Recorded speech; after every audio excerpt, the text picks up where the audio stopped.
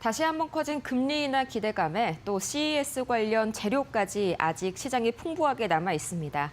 덕분에 계속해서 뉴욕 증시는 3거래일 연속 이 새해를 맞아서 강세장을 지속을 하고 있는데요. 지금 시각 다우지수는 오늘도 1%대 강세 보여주고 있고 나스닥은 상승폭이 살짝 제한됐습니다. 0.63%. 오늘 이 CES에서의 젠슨 황 CEO의 발언 덕분에 메모리와 스토리지 관련주들은 강세를 보이는 반면에 냉각장치 관련주들은 다소 약세를 보이는 점이 현재 나스닥 지수를 붙잡는 요인이고요. 이어서 S&P 500 지수도 0.65% 견조한 상승 흐름 이어가고 있습니다. 과연 그렇다면 지금 시각 자금 흐름은 어떻게 흘러가고 있을지 바로 히트맵 통해서 만나보시죠. 오늘은 어제와는 정반대로 흘러가는 그런 시장입니다. 어제 들어서 크게 상승했었던 에너지주들이 오늘은 다시 한번 급락, 되돌림을 보여주고 있고요. 어제 급등에 따른 되돌림도 있겠지만 이 쉐보론 같은 경우에는 현재 베네수엘라산 석유를 중국에 선적함에 있어서 아직까지 보류 단계다라는 소식이 이어졌습니다. 이 때문에 다시 한번 에너지주 전반의 경계감이 드리워진 모습이고요. 어제 급락했었던 헬스케어주들은 오늘 굉장히 견조한 강한 흐름 보여주고 있죠. 트럼프 대통령이 밤사이에 곧 있어서 이 건강보험사 14곳과 대화를 할 것이다라는 발언을 내놓으면서 기대감에 유입된 탓이고요. 이 반도체 관련주들 중에서는 오늘 소프트웨어 관련주들이 굉장히 강합니다. 반면에 엔비디아와 AMD는 각각 하락불을 켜고 있는데 엔비디아는 특히나 이 차세대 베라루빈 칩이 본격적인 양산 단계에 돌입했다고 밝혔음에도 불구하고 중국발 리스크가 아직까지 엔비디아의 발목을 붙잡는 모습입니다.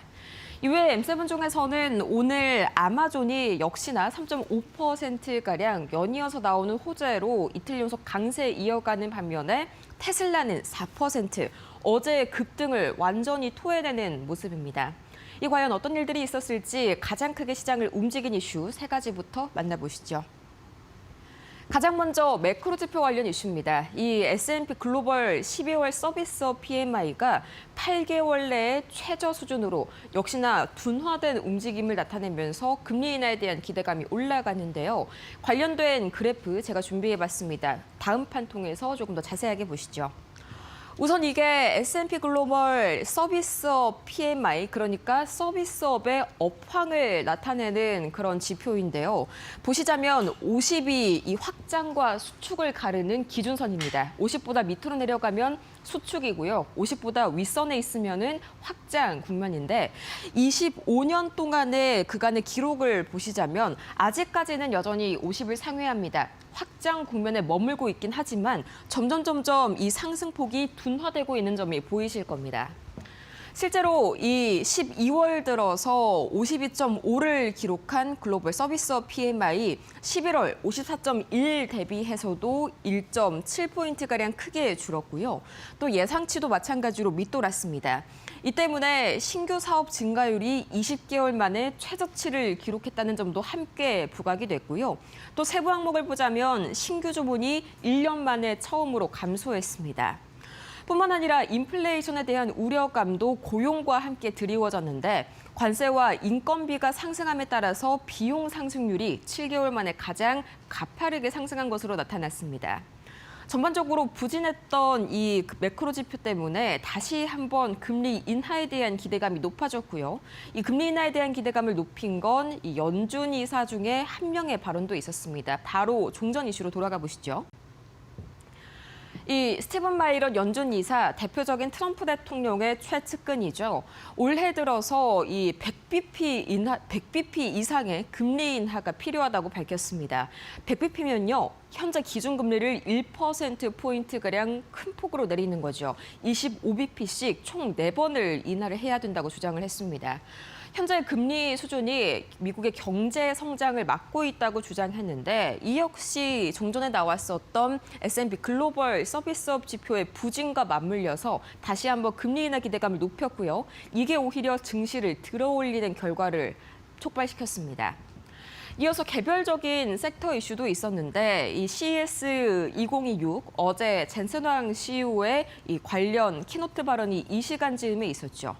여기에서 메모리와 스토리지 관련주들을 급등시키는 발언이 나오게 됩니다. 다음 판 통해서 자세하게 만나보시죠. 네, 계속해서 보도록 할 텐데 이 젠슨 황 발언에 사실상 이 섹터별의 희비가 약간 엇갈렸습니다.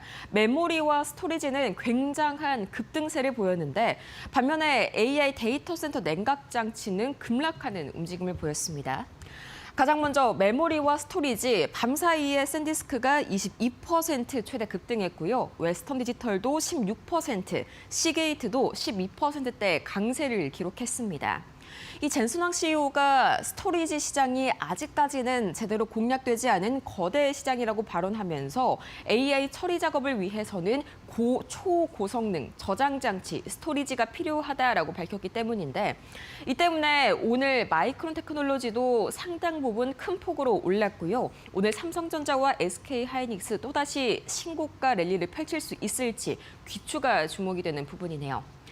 이어서 엔비디아 차세대 칩 루빈이 냉각기 없이도 냉각이 가능하다라는 어제 발언이 밤사이에 이 냉각 장치주들의 급락을 야기했습니다. 그동안 AI 데이터 센터의 가장 큰 문제점 중에 하나가 바로 발열 현상, 열을 잡는 거였는데 여기에 대해서 막대한 이런 자본 지출을 통해서 냉각 장치를 사들였지만 더 이상 이제 그런 게 필요 없다는 것이죠. 이 모딘 매니팩처링은 9% 하락했고요. 트레인 테크놀로지와 존슨 컨트롤스 인터내셔널도 5% 이상 급락했습니다. 오늘 우리 시장에서도 마찬가지로 냉각장치 관련주들 흐름 유의미하게 지켜보셔야겠습니다. 다시 한번 이 추가적인 특징주들 어떤 이슈를 몰고 왔을지 살펴볼까요? 연이어서 보도록 하겠습니다. 가장 먼저 M7 종목입니다. 오늘 아마존이 3%대 중반의 강세를 보여줬었죠. 이 가장 먼저 독일의 자동차 하드웨어 기업이죠. 어우모비오와 또 자율주행차 스타트업입니다. 오로라와 함께 손을 잡고 자율주행 트럭을 상용화하겠다는 계획을 내세웠는데 2027년, 그러니까 내년까지의 대규모 상용화 배치를 마치겠다 굉장히 강한 포부를 밝혔습니다. 아무래도 이번 CES 2026년 이 행사를 기점으로 자율주행차 관련 이슈들이 시장에 속속들이 등장하고 있다는 점까지 체크해보시면 좋을 것 같네요. 이어서 마이크로소프트도 오늘 굉장히 강한 상승세를 보였습니다. 미국의 중서부 전력망과 파트너십을 맺고 시스템을 현대화하겠다고 밝혔는데 마찬가지로 이번 CES를 통해서 엄청난 전력망에 대한 조달 문제가 불거졌다는 점도 함께 체크해 보시고요. 이어서 엔비디아의 경우에는 장중 내내는 흐름이 좋았습니다. 그러다가 장 후반 들어서 약간 막판 뒤집기를 보였는데 우선 장 초반에는 엔비디아의 블랙웰의 뒤를 이을 차세대 칩이죠. 이 베라 루빈 칩이 본격적인 양산 단계에 들어갔다는 소식이 주가를 상승 쪽으로 이끌었지만 장 중반 들어서 JP모건 컨퍼런스에서 엔비디아의 CFO가 중국 수출에 대해서 이게 승인을 받을지에 대한 여부 그리고 기한도 확실하게 답하지 못하겠다라고 밝히면서 중국발 리스크가 다시 한번 불거졌습니다. 이 때문에 현재로서는 마이너스권에 머물고 있는 엔비디아고요. 이 세 가지의 주가 흐름 바로 체크해 보시죠. 가장 먼저 아마존의 종가 기준 상황입니다. 3.37% 상승했고요. 이어서 보도록 하시죠. 마이크로소프트 1.2%, 장 막판 갈수록 더더욱 힘을 확대해간 마이크로소프트입니다. 이어서 엔비디아, 이 굉장히 큰 이슈가 나와줬음에도 불구하고 중국발 리스크에서 여전히 허우적거리고 있는 엔비디아입니다. 0.45% 하락으로 오늘 하루를 마무리 지었습니다. 이어서 세 개의 M7 종목 추가로 살펴보도록 하겠습니다. 가장 먼저 하락이 깊었었던 테슬라입니다. 테슬라는 두 가지의 악재가 있었는데요. 첫 번째로는 이 엔비디아가 어제 이 젠슨 황 CEO의 키노트를 통해서 자율주행 개발 AI 플랫폼인 이 알파마요를 오픈소스로 모두가 접근할 수 있게 공개를 했었죠. 이 때문에 엔비디아가 정면으로 자율주행차 시장에 출사표를 던지면서 테슬라의 입지가 흔들린 탓도 있고요. 유럽에서도 여전히 적색불이 켜지는 테슬라입니다. 이 테슬라의 12월 영국 신차 등록이 전년 대비해서 27% 줄었고요. 독일에서는 무려 절반 가까이 48% 급감했습니다. 이 때문에 이 두 나라에서 모두 BYD가 테슬라를 앞질렀는데 같은 기간 동안 독일에서는 이 BYD가 저가 모델을 내세워서 무려 8배 이상의 이 신차 등록 대수 증가를 만들어냈습니다. 테슬라와는 확연히 반대되는 그런 모습이죠. 이어서 구글 보도록 하겠습니다. 이 유럽연합이 대표적인 사이버 보안 기업이죠. 이 위즈에 대해서 구글의 320억 달러 규모의 인수권을 조사하겠다고 발표했습니다. 조사에 착수한 상황인데 이 때문에 다시 한번 규제에 대한 리스크가 불거진 구글, 오늘 약한 움직임 보였고요. 어제 강세에 따른 되돌림도 일부 나왔습니다. 또 메타의 경우에도 이 레이벤 디스플레이, 메타의 대표적인 AI 스마트 안경이죠. 이게 해외 출시가 잠정적으로 중단된다는 소식에 약간 흔들렸지만 그 기저를 파고들고 보면 사실 좋은 뉴스입니다. 이 출시를 잠정 중단하게 된 이유가 미국에서의 수요가 너무 높아서 우선은 내수 주문을 먼저 집중을 한 다음에 해외 출시를 이어나가겠다, 이런 소식이었는데 이 세 가지의 주가 흐름 차례대로 한번 살펴보시죠. 가장 먼저 종가 기준 테슬라입니다.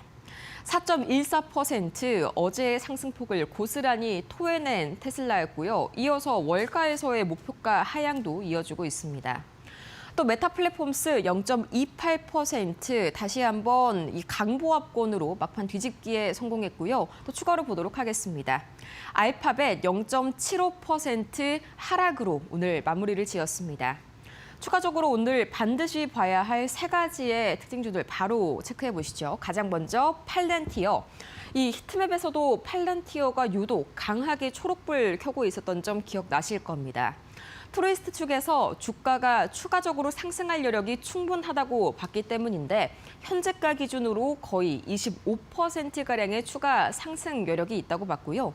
이 때문에 트루이스트, 팔란티어에 대해서 상당히 높은 목표가를 제시했습니다. 이어서 마이크론 테크놀로지 보도록 할 텐데요. 마이크론 테크놀로지와 이 마이크로칩 테크놀로지는 별개의 기업이라는 점 먼저 체크를 하시기 바랍니다. 우선 이 번스타인이 마이크론 테크놀로지에 대한 목표가를 기존 270달러에서 330달러로 높였습니다. 메모리 가격의 업사이클이 진행 중이다라는 점을 굉장히 긍정적으로 평가했는데 오늘 삼성전자와 SK하이닉스의 주가 흐름이 더더욱 기대가 되는 이유 중에 하나입니다. 여전히 아웃퍼폼 등급을 유지하면서 긍정적인 전망을 또다시 밝혔습니다. 이어서 이름이 조금 비슷하죠. 마이크로칩 테크놀로지입니다. 이 마이크로칩 테크놀로지 역시 계속해서 이 젠슨 황 엔비디아 CEO의 긍정적인 영향을 받았고요. 또 이어서 이 마이크로칩 테크놀로지의 경우에는 계속해서 이 3분기 실적 가이던스에 대한 이 상승세를 보였습니다. 덕분에 다시 한번 기대감이 커지면서 모두 다 세 종목 모두 플러스권을 보였는데 팔란티어부터 주가 흐름 확인해 보시죠. 가장 먼저 팔란티어입니다. 3.26% 상승했고요. 이어서 마이크론 테크놀로지입니다. 10%가량 급등했네요. 오늘 메모리 3사 주가 흐름 반드시 챙겨보셔야겠습니다. 이어서 보도록 하겠습니다. 이름이 조금 비슷한데 다른 기업. 마이크로칩 테크놀로지는 11.65% 상승세로 오늘 전반적으로 하드웨어 시장도 굉장히 좋은 움직임을 보였습니다. 그렇다면 과연 매크로지표 6가지는 어떤 움직임을 보였을지 바로 살펴보시죠. 가장 먼저 국제유가는 2.45%, 굉장히 하루 만에 크게 되돌림이 나오면서 다시 한번 배럴당 56달러 선까지 주저앉았습니다. 미국이 본격적으로 이 베네수엘라산 원유를 수입하는 것을 논의 중이라는 소식이 전해지면서 원유에 대한 단기 공급 우려가 상당 부분 완화된 영향이고요. 이어서 원달러 환율은 2원 정도 소폭 올랐습니다. 밤사이에 유로화의 약세가 진행되면서 달러가 상대적으로 강세를 보였습니다. 달러 인덱스가 98.5를 다시 한번 돌파했는데 이 때문에 원화가 상대적으로는 평가 절하되면서 원달러 환율 상방 압력을 받았고요. 이어서 비트코인 가격은 1.7%, 모건 스탠리가 이 미국 증권거래위원회에 비트코인 현물 ETF를 신청했다 호재거리가 있었지만 어제 3% 이상 급등했던 비트코인이었죠. 이 때문에 단기 차익 실현이 현재로서는 나오고 있는 상황입니다. 이어서 금 가격은 오늘도 1% 이상 오르면서 다시 한번 4,500달러를 재돌파하는 움직임이 나오기도 했습니다. 베네수엘라발 이 매수세가 지속이 되면서 여전히 이 안전자산에 대한 대표적인 기능을 하고 있는 금이고요. 이어서 미국채 10년물과 미국채 2년물은 최근 들어서 등락을 계속 반복하고 있죠. 미증시가 새해 연일 강세를 보이게 되면서 이 안전자산 선호 심리보다는 위험자산 선호 심리가 조금 더 높아졌고요. 이 때문에 안전자산으로 분류되는 국채 수요는 다소 주춤한 것이 이 국채금리 상승의 원인입니다. 그렇다면 과연 이 세 가지의 이 주요 지수의 흐름, 종가 기준으로 어떻게 마무리를 지었을지. 우선 다우지수는 1% 살짝 못 미치는 상승세로 다시 한번 3거래일 연속 강세를 이어나갔고요. 나스닥 지수도 0.65%, S&P 500도 0.62%, 다우지수는 또다시 사상 최고치를 경신했습니다. 지금까지 밤사이 뉴욕 증시 마감 상황 봤습니다.